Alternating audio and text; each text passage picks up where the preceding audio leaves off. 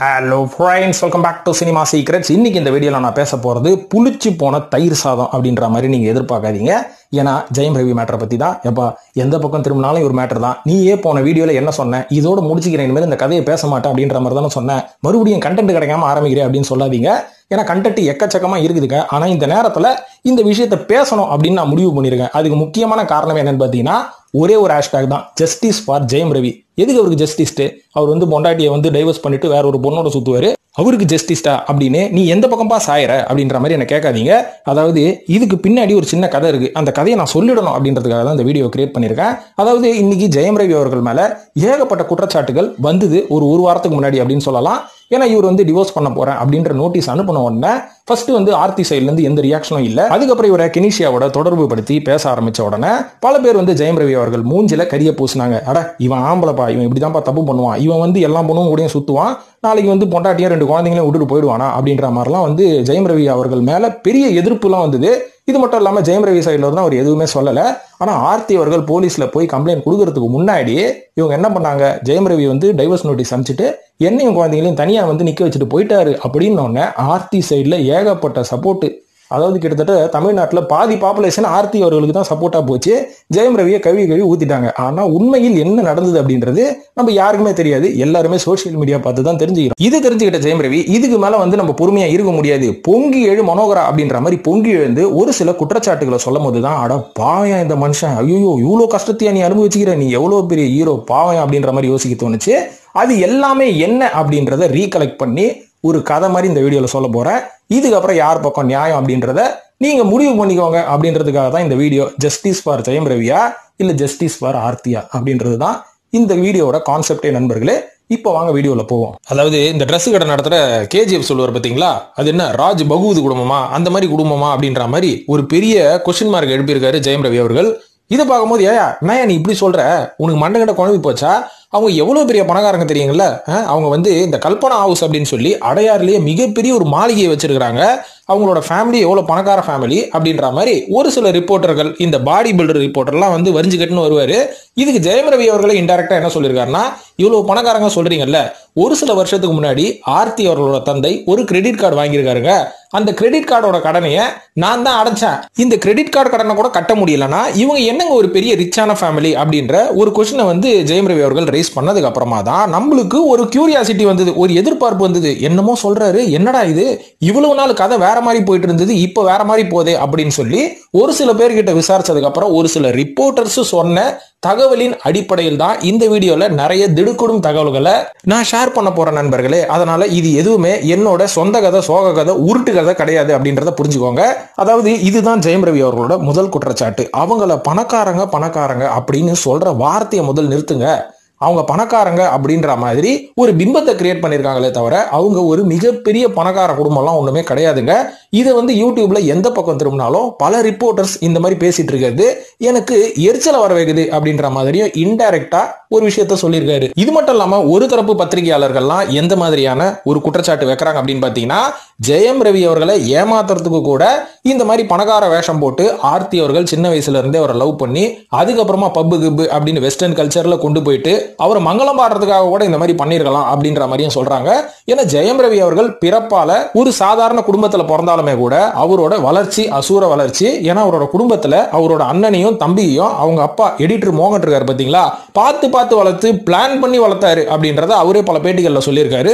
உதாரணத்துக்கு ஜெயம் ரவி ஹீரோவா தான் ஆகணும் அப்படின்னு நான் முடிவு பண்ணேன், ராஜா ஒரு இயக்குனரா தான் ஆகணும் அப்படின்னு நான் முடிவு பண்ணி இவங்க 2 பேரையும் நான் பார்த்து வளர்த்தங்க. ஜெயம் ரவி சின்ன வயசுலேயே ஹீரோ ஆகணும் அப்படின்றதுக்காகவே அவரோட காலேஜ் படிப்பு முடிச்சதுக்கு அப்புறமா பாம்பேல ஒரு பெரிய இன்ஸ்டிடியூட், ஒரு ஆக்டிங் இன்ஸ்டிடியூட்டுக்கு அனுப்பி கூட ஒரு சமையல்காரனையும் அனுப்பி அவனோட ஹெல்த் கெட்டக்கூடாதுன்னு 3 வருஷம் அந்த ஆக்டிங் இன்ஸ்டிடியூட்ல ஜெயம் ரவியை படிக்க வச்சேன். இந்த பக்கம் ராஜா ஃபியூச்சர்ல ஒரு மிகப்பெரிய இயக்குனர் ஆகணும் அப்படின்னு சொல்லி நான் சினிமா பிசினஸ்ல இறங்கி தெலுங்கு படத்தெல்லாம் வாங்கி நான் டிஸ்ட்ரிபியூட் பண்ண ஆரம்பிச்சு அதுக்கப்புறம் ராஜாவை தெலுங்கு படத்தோட ரைட்ஸை வாங்கி அதை நீங்க ரீமேக் பண்ணு அப்படின்ற ஒரு பிளான் எல்லாம் நான் தான் போட்டு கொடுத்தேன். அந்த மாதிரி 2 பசங்களையும் நான் பார்த்து வளர்த்து இன்னைக்கு இவ்வளவு பெரிய பசங்களா ஆக்கி வச்சு இதையும் தாண்டி சொசைட்டில ஒரு மிகப்பெரிய செலிபிரிட்டிஸா 2 பேரும் நான் ஆக்கியிருக்கேன். ஆனா அந்த பக்கம் ஆர்த்தி அவர்கள் எந்த பின்னணியில வளர்ந்தாங்க அப்படின்றதெல்லாம் நம்மளுக்கு தெரியவே தெரியாது. இந்த மாதிரி நான் வளர்த்து வச்ச பசங்களை இப்படி வளைச்சு போட்டுட்டாங்களே அப்படின்ற மாதிரியும் ஒரு தரப்பு மக்கள் குற்றச்சாட்டு வைக்கிறாங்க. இது மட்டும் இல்லாம இவங்க ஆர்த்தி அவர்களோட அம்மா இருக்காங்க பாத்தீங்களா, இவங்க வந்து ஒரு மிகப்பெரிய சீரியல் ப்ரொடியூசர் அப்படின்ற மாதிரி சொல்றாங்க. ஆனா இவங்க சீரியல் ப்ரொடியூசர்ல இருந்து முழுநீள சினிமா ப்ரொடியூசரா மாறினது ஜெயம் ரவி அவர்களின் அடங்கமறு படத்துல இருந்து தான் சொல்லலாம். இருந்தாலும் அந்த காலகட்டத்தில் ஒரு 10 வருஷத்துக்கு முன்னாடி சுந்தர் சியை வச்சு வீராப்பன் ஒரு படம் எடுத்து அந்த படம் வந்து அட்டர் ஃபிளாப் ஆச்சு. அதாவது சீரியல் ப்ரொடியூசர் அப்படின்னும் போது நம்ம மிகப்பெரிய லெவல்ல அதை பார்க்கவே தேவையில்லைங்க.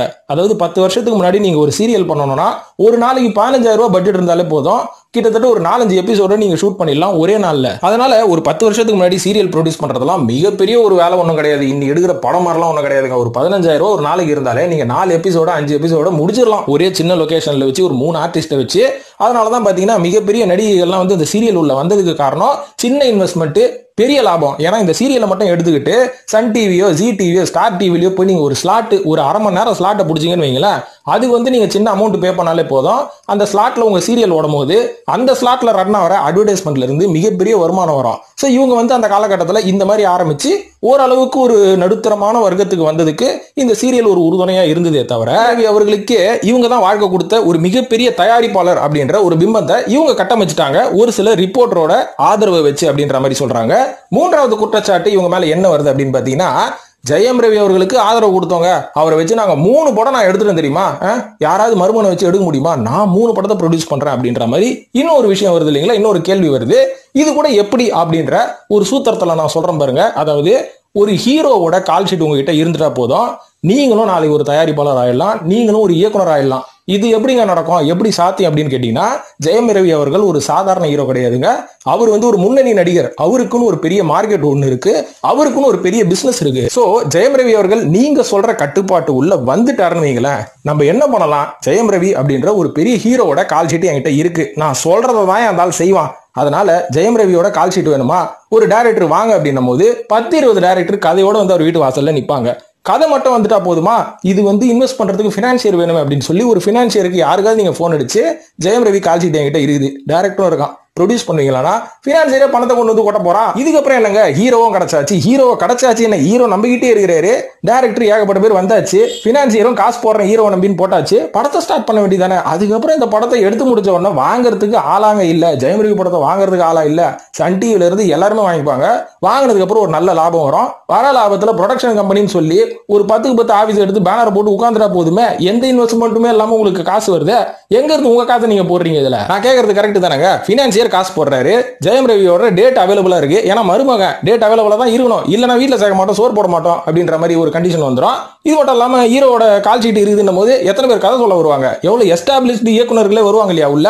சோ அதுக்கப்புறம் நம்மளோட வேலை என்ன, வச்சு படத்தை எடுக்கணும், அவ்வளவுதானே. ஏன்னா காசு நம்மளுக்கு கிடையாது, கூட செய்யற வேலை ஆட்களும் நம்மளுக்கு கிடையாது, எல்லாமே ஹீரோ வச்சு தான் வருது, ஜெயம் ரவி வச்சு தான் வருது அப்படின்னும் போது ஏன் நடக்காது? இந்த லாஜிக் யாராவது யோசிச்சு பாத்தீங்களா? இதெல்லாம் ரைட்டுப்பா, இருந்தாலும் கல்பனா ஹவுஸ் அப்படின்ற மாதிரி மிகப்பெரிய பங்களா உங்களுக்கு அடையாறுல இருக்கு. அதோட வேல்யூ என்னன்னு தெரியுமா? குறைஞ்சது 10 கோடி, அதிகபட்சம் 20 கோடி, அதுக்கு மேலேயே போவோம், ஏன் 50 கோடி கூட போவோமே அப்படின்ற மாதிரி சொல்லுவாங்க. ஸோ இப்போ இதுக்கு ஒரு சின்ன எக்ஸாம்பிள் சொல்லிடுறேன். அதெல்லாம் ரைட்டுங்க, அவங்க கிட்ட அசையா சொத்து இருக்கு, இதுல இருந்து நம்மளுக்கு எவ்வளவு வருமானம் வருது அப்படின்றதையும் தாண்டி இவங்களை நான் ஏழைகள்னு சொல்லல. ஆனா ஜெயம் ரவி அவர்களோட கம்பேர் பண்ணா இவங்க வந்து வெல்த்தியா வந்து கொஞ்சம் கம்மி தான். ஆனா இவங்க மீடியால எப்படி காமிச்சிக்கிறாங்க, ஜெயம் ரவிக்கே வாழ்க்கை கொடுத்தது நாங்க தான் அப்படின்ற மாதிரி தானே பேசுறாங்க. இதுக்கு ஒரு சின்ன உதாரணம் சொல்றேன். இவ்வளவு பெரிய அசையா சொத்து வச்சிருந்தா நீங்க பணக்காரனா அப்படின்னு பாத்தீங்கன்னா கிடையவே கிடையாது அப்படின்ற மாதிரி நம்மள கிரியேட் பண்ணி ஒரு சில பேர் ஊரை ஏமாத்துவாங்க. உதாரணத்துக்கு இது வந்து பர்சனலா யாரையும் அட்டாக் பண்ணல, என்னோட நண்பரோட ஒரு எக்ஸாம்பிளே சொல்றேன். அதாவது என் நண்பர் வந்து சிட்டியில ஒரு முக்கியமான இடத்துல ஒரு ப்ராப்பர்ட்டி வச்சிருக்காரு. ப்ராப்பர்ட்டின்றதோட அந்த வீட்டில் தான் ஒரு தங்குறாரு. அது அவங்க கொல்லுப்பாட்டம் வாங்கின வீடுன்னு வச்சுக்கோங்களேன். கொல்லுப்பாட்டனுக்கு அப்புறம் தாத்தா, தாத்தாக்கு அப்புறம் அவங்க அப்பா, இப்போ அவனும் வாழ்ந்துனுக்கிறான். அந்த கொல்லு தாத்தாக்கு அப்புறம் இவனுக்கு சரியாவே சம்பாதிக்கல போல இருக்குது. அதாவது அன்னைக்கு வாங்கி போட்டது இன்னைக்கு கிட்டத்தட்ட ஒரு 5 கோடி ரூபா அந்த வேல்யூ, அந்த ப்ராப்பர்ட்டியோட வேல்யூ, அவங்க இருக்கிற வீட்டோட வேல்யூ. இருந்தாலும் என் ஃப்ரெண்டு வந்து வெளில போய் வேலைக்கு போய் எவ்வளவு தெரியுங்களா சம்பாதிக்கிறான்? கூட்டி கழிச்சு பார்த்தா 15 இருந்து 20,000 ரூபாய் தாங்க அவனோட மாத வருமானம். ஸோ ஒரு 5 கோடி ரூபாய் மதிப்புள்ள ஒரு வீட்டில் இருக்கிறவன் அவனோட மாத வருமானம் வெளில போய் கஷ்டப்பட்டு மாசம் ஃபுல்லா சம்பாதிக்கிறது 20,000 வச்சுக்கோங்களேன். ஸோ இப்போ 5 கோடி ரூபாய் சொத்து மதிப்புள்ள ஒரு வீட்டில் இருந்தா நம்ம என்ன நினைப்போம், அவன் வந்து ஒரு மிகப்பெரிய கோடீஸ்வரனா இருப்பான், ஒரு லட்சாதிபதியா இருப்பான் அப்படின்னு தானே நினைப்போம்.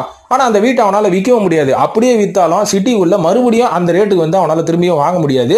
அதனால இருக்கிற வரைக்கும் இருப்போம் அப்படின்ற ஒரு மனநிலை தான் இருக்காங்க. இந்த மாதிரி எல்லாருமே தமிழ்நாட்டில் இருப்பாங்கன்னு நான் சொல்ல வரல. ஒரு சில பேர் மூளையை யூஸ் பண்ணி இதே வீட வந்து நல்லா சம்பாரிச்சு கட்டி 3 மடங்கு 4 மடங்கு அவங்க சம்பாதிக்கிறதும் உண்டு. ஆனா பெரும்பாலான ஆட்கள் சொத்து வச்சிருக்கிறேன் அதனால இவன் பணக்காரன் அப்படின்னு நம்பி, இவன் சொத்து வச்சுக்கிறான்டா அப்படின்னு நம்பி பொண்ணை கொடுத்துருவானுங்க, இல்லைன்னா மாப்பிள்ளையை கொடுத்துருவானுங்க. அவ்வளவு பெரிய சொத்து மதிப்புள்ள ஒரு வீடு இருக்குது இல்ல, இவன் பெரிய ஆளா தான் இருப்பானு. அதுக்கப்புறம் அந்த வீட்டுக்குள்ள வந்தோன்னு தான் அவன் சம்பாதிக்கிறதுக்கே வக்கில்லாத ஒருத்தன் ஒருத்தனா இருப்பான், அதுக்கப்புறம் காலம் ஃபுல்லா கஷ்டம் தான், இருக்கிற வீடை வித்துட்டு அபார்ட்மெண்ட்ல போய் உட்காந்துருவானுங்க. ஸோ இப்படிதான் சென்னையில முக்காவாசி இடத்துல நடந்துன்னு இருக்குது நண்பர்களே. அதனால உங்ககிட்ட பரம்பரை சொத்து இருந்தா நீங்க பெரிய பணக்காரன் கிடையாது.